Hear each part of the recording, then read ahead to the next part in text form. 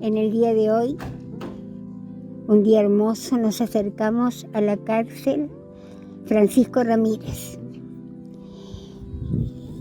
la más antigua de Entre Ríos y segunda en el país entero. Se construyó en 1860, aunque hay otra versión que dicen que se empezó en 1888 y se terminó en 1891.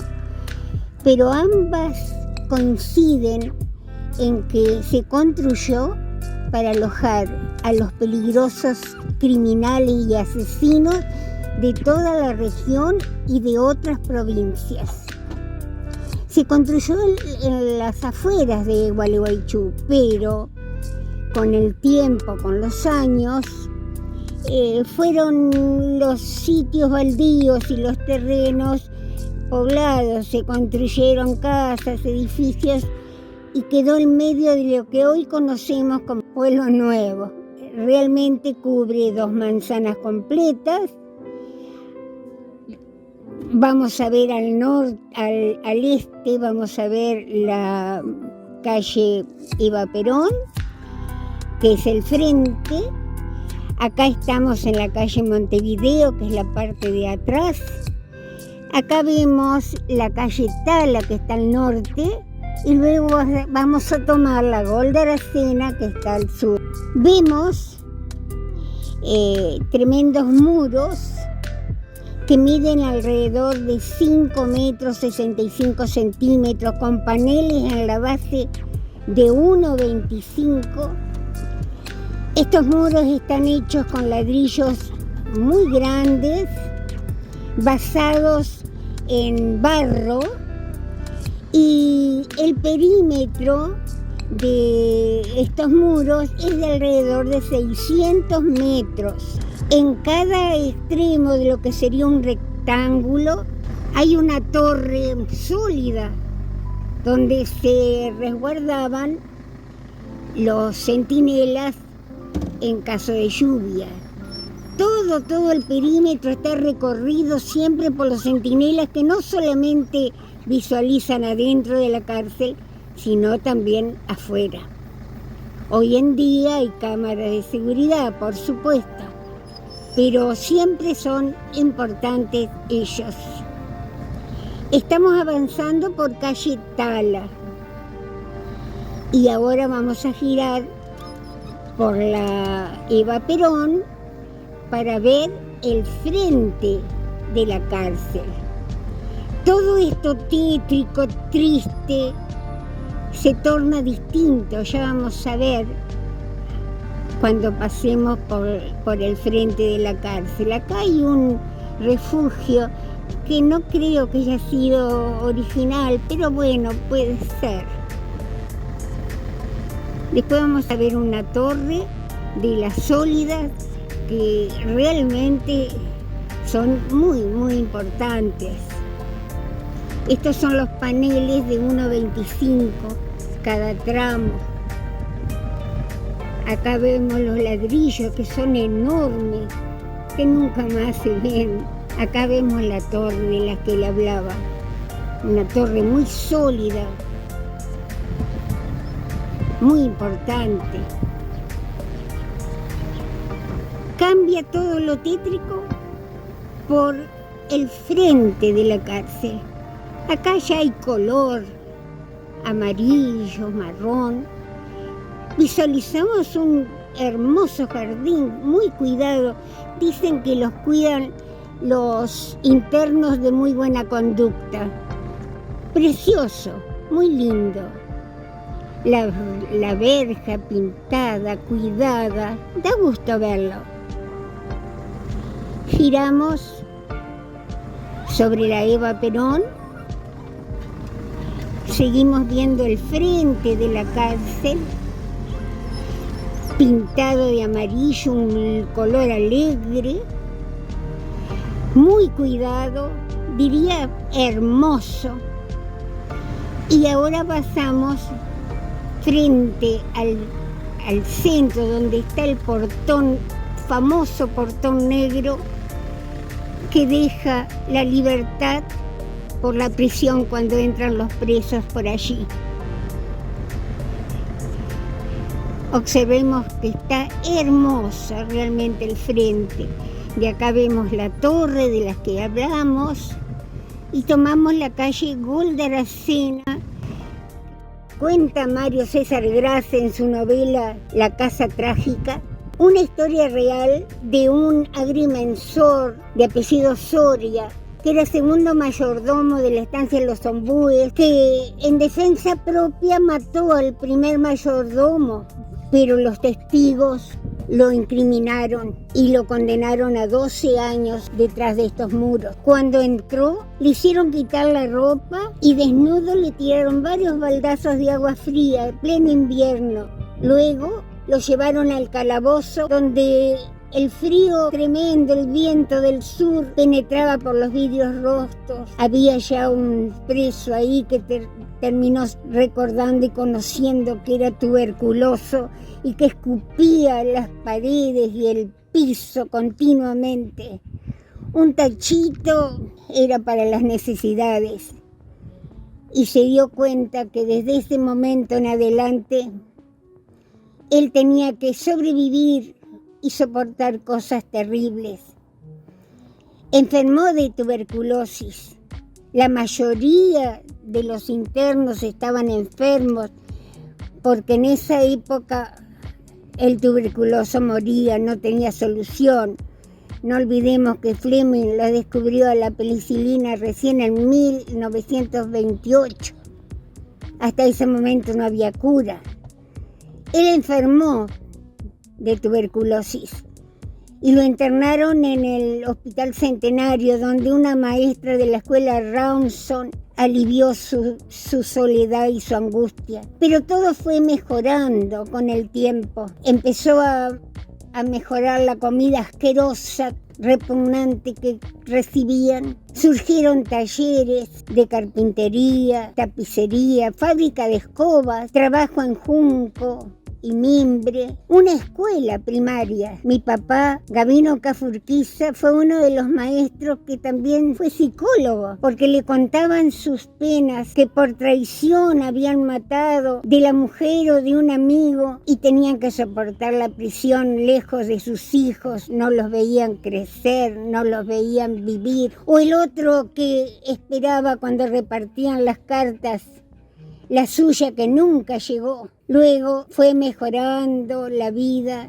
el maltrato no fue tan grave, hasta que en 1940 un motín muy importante dejó varios heridos. A partir de ese momento, ya digo, iba mejorando, de tal manera que en 1953 hasta le permitían jugar al fútbol. Mi marido, el gitano Piquet, con otros compañeros del club Black River, en varios domingos se enfrentaron a los internos. Pasaban tardes divertidas, entretenidas, y en uno de esos domingos conoció al famoso Chivo Peralta. El Chivo Peralta, llamado Raimundo Andrés Peralta, fue famoso porque se escapó de esta cárcel de máxima seguridad nada menos que 7 veces. Él amaba la libertad, los pájaros, los árboles, las plantas. Adoraba a su madre, vivía en la chacra. Estuvo en el momento de que mataron a un hombre y lo condenaron a él a 20 años, a pesar de que gritaba su inocencia, que él no lo había matado. Pero los jueces incapaces, con una deficiente investigación,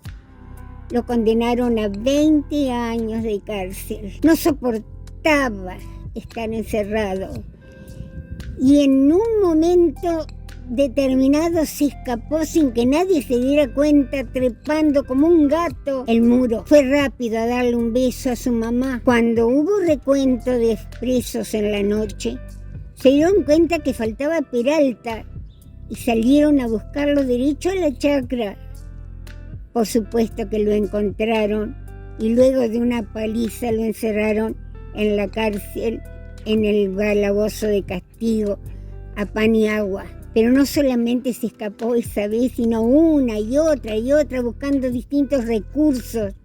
Aprovechaba, por ejemplo, cuando los guardias estaban ocupados en una revuelta o en una pelea, a salir caminando tranquilamente por el frente a través de la guardia. Buscaba, luego de saludar a su mamá, refugio en Costa Uruguay, entre los montes.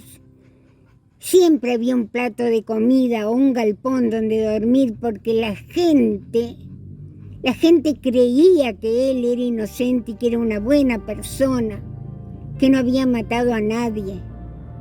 Y cada vez que se escapaba, en las paredes de toda la ciudad aparecía "Viva el Chivo Peralta", con tiza, con carbón o raspando la pintura de las paredes. Pasó realmente muy mal, muchas palizas. En una oportunidad, Amalia Doello Verme, que escribió un escrito muy bonito, muy completo en el diario El Día, que tenía la familia de la mamá una chacra pegada a la chacra de los Peraltas, dice que su mamá salió a tender ropa y lo vio al chivo escondido detrás de un montículo de leña. Al momento que aparecieron los policías a caballo buscándolo, miraron mucho para adentro y la mamá de Amalia siguió tendiendo la ropa como que si no pasaba nada. Cuando se escuchó el silencio, que se habían alejado los policías,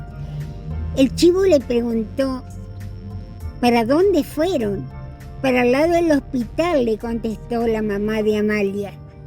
Y lógico que tomó para el otro lado. Como ya los policías lo iban a buscar a Costa Uruguay, lo cercaban y en poco tiempo lo apresaban.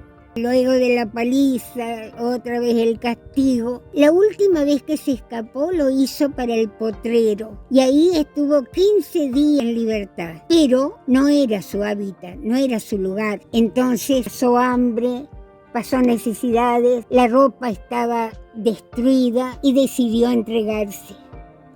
Justo cuando fue para el lado del camino, se acercó un jinete, que era un policía. Cuando lo vio, le dijo: ¿qué hace usted por acá? ¿Quién es usted? Él le dijo: soy el Chivo Peralta. El muchacho se puso blanco y se desmayó cayendo del caballo. Peralta lo levantó, lo acostó arriba del manso animal y al trotecito se dirigió a la penitenciaría, donde se entregó. La humillación de los carceleros, la humillación, la bronca almacenada por 15 días, que salían temprano a buscarlo y volvían exhaustos sin lograrlo, hizo que esta vez la paliza fuera tan grande que por unos días no pudo caminar. Como dentro de la cárcel el Chivo Peralta tenía muy buena conducta, lo dejaron como ayudante en la cocina. Ahí los otros dos lo recibieron conforme y entre los tres tenían escondida una botella de ginebra en el resumidero del lago.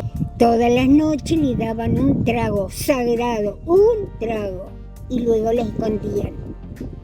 Pero un día el chivo se quedó ordenando todo y se tentó. Sacó la botella, le dio uno, otro, y cuando quiso acordar, ya estaba borracho. Guardó la botella con muy poco líquido y salió tambaleante derecho, dirigiéndose, por supuesto, a su calabozo. Un guardia lo vio y le dijo: Peralta, usted está ebrio. Y si usted lo dice, ¿y dónde consiguió botella? ¿Dónde consiguió el alcohol? Y me lo encontré, pero en ningún momento quemó a su compañero. Cubrió los 20 años de cárcel, ni uno menos.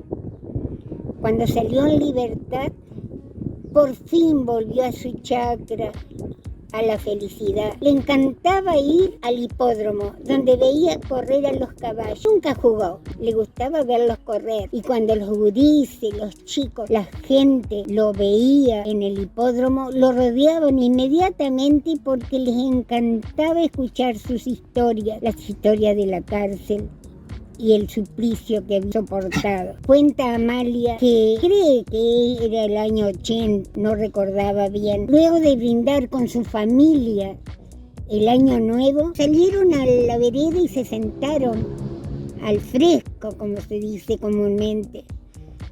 En un momento se acercó una persona de baja estatura, de aspecto humilde, que se acercó al dueño de casa y este se incorporó. Inmediatamente se estrecharon en un abrazo apretado y duradero. Conversaron unos cuantos minutos y luego el desconocido se alejó arrastrando los pies, agobiado. Al preguntarle quién era, dijo: es el Chivo Peralta, pobre, va camino al hospital. Amalia se dio cuenta que su papá, cuando decía se escapó otra vez de mi amigo, era cierto, era su amigo, y sin duda el cuerpo le estaba pasando factura de todo el sufrimiento, de la mala alimentación, de las torturas. No sé si salió del hospital. Ese dato no lo conozco, no lo pude recabar. No sé si murió ahí, no sé si vivió. Tal vez alguien pueda aportar ese dato, que es lo que me falta. Pero su nombre se limpió al fin, porque un hombre moribundo le dijo a su mujer y a sus hijos: tengo algo importante que decirle. Yo maté a Larrea, no fue el Chivo Peralta, pero yo no quería perder mi familia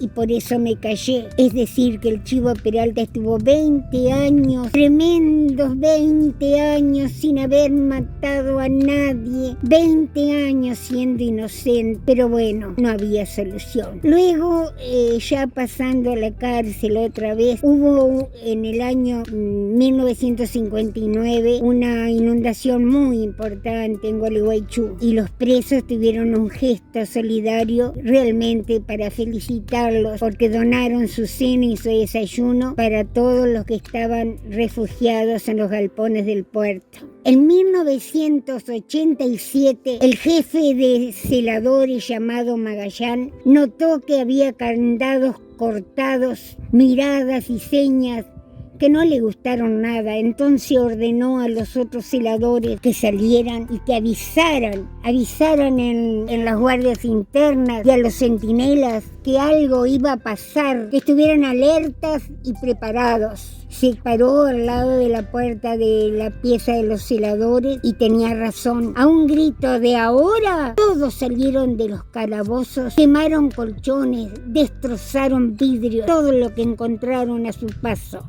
Y en tropel los más peligrosos fueron en contra de los menos, pero ellos se unieron al motín y enardecidos, fuera de sí, salieron al patio y luego el intento era romper la puerta y salir a la calle, una fuga masiva. Los centinelas que estaban alertas dispararon al aire para amedrentarlos, pero no lograron nada. Entonces empezaron a disparar sobre ellos. Cayeron varios heridos. El motín duró muchas horas. Fue tan importante que fue necesario llamar a la policía, gendarmería y prefectura, que rodearon la cárcel por temor a que lograran escaparse, se introdujeran en las casas vecinas. Y eso hubiera sido realmente muy grave. Resultado, empezaron al ver desangrándose a sus compañeros replegarse. Poco a poco volvieron a sus calabozos. Resultados, un muerto, muchos heridos, algunos de gravedad, muchos destrozos y todos los colchones quemados. Fue un motín realmente muy grave. Sucedió otro en 1991, donde fue necesaria la intervención de la jueza Pros Laporte, porque habían tomado a 3 celadores de rehenes y con las armas que ellos fabricaban los tenían amenazados de muerte. Luego de mediar, la jueza logró que depusieran su actitud. Los celadores fueron necesarios atención médica porque estaban heridos en el cuello y en el abdomen. Pero todo fue cambiando. Surgieron nuevos talleres. La querida e inolvidable Adela Brasesco, conociendo que los internos, para ellos era un tesoro tener un jabón de tocador, un cepillo de dientes, pasta dental, papel higiénico, entre las colegas, los vecinos, algún comercio generoso lograba una bolsa llena de estos elementos que eran recibidos con felicidad por los internos. En cada uno de los motines lograban cosas, beneficios. Por ejemplo, que las requisas no fueran tan humillantes cuando iban las visitas. Pidieron visitas íntimas. No olvidemos que cuando lo lograron, uno de ellos mató a su novia delante de la hijita de ella de 1 año y medio. Un caso que fue conocido en todas partes, en la televisión, en los diarios. Esta cárcel también recibió a presos políticos en la época de la dictadura militar que lo pasaron muy mal, sobre todo uno de ellos que fue torturado. En estos momentos hay relativamente pocos internos, algunos ingresan y egresan en poco tiempo porque se reciben a los narcomenudeos, acusados de narcomenudeo que están poco tiempo. Hablando de eso, un narcotraficante famoso logró escapar aprovechando que se había desmoronado parcialmente uno de los muros y quedó solamente a 2,25 metros del límite superior, y trepando por los ladrillos logró escapar. En estos momentos se ocupa solamente el primero y el tercer piso porque el segundo está destruido. Llegaron autoridades para evaluar una posible reconstrucción, pero por más que emplearan una multimillonaria cifra, no lograban, en ningún momento lograrían una cárcel como se pide hoy, que sea para reinserción en la sociedad y no para castigo. Todos los talleres los preparaban y los preparan aún para luchar por su vida una vez que salen de la cárcel. Esta cárcel se va a cerrar a fin de año. Es decir, que estos muros que apresaron tanta gente sufriendo van a dejar de encerrarlos. Una parte, los que tienen causas muy graves, van a ser llevados a otras cárceles, pero los menos van a ser llevados al penal del Potrero, que es un penal granja, una cárcel granja, donde ya se están construyendo amplios pabellones, baños modernos y hasta un hospital con aparatología, y donde va a haber enfermeros y médicos constantemente. Es decir, que estos muros espantosos, tétricos, que encerraron tanta tristeza, tanto miedo, terror, torturas, violaciones, muerte, va a ser un triste recuerdo, un recuerdo realmente espantoso. Pero de algo estoy segura, muy segura, que va a ser una parte muy importante en la historia de Gualeguaychú, una ciudad de la provincia de Entre Ríos de la República Argentina.